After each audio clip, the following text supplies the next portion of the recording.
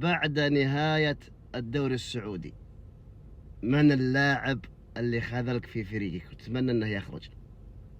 قل لي لاعب واحد. بالنسبة لي انا اللاعب اللي خذلني في نادي النصر بروزوفيتش. وخذلني متى؟ في مباراة كوازاكي. اقسم بالله يا اخوان اني انصدمت فيه. كرات مقطوعة، اخطاء في التمرير، لياقة صفر. شفته في ارضية الملعب. بروزوفيتش انت من اللاعب اللي تتمنى يطلع من فريقك وصدمك بمستواه السيء. جمهور النصر امزح.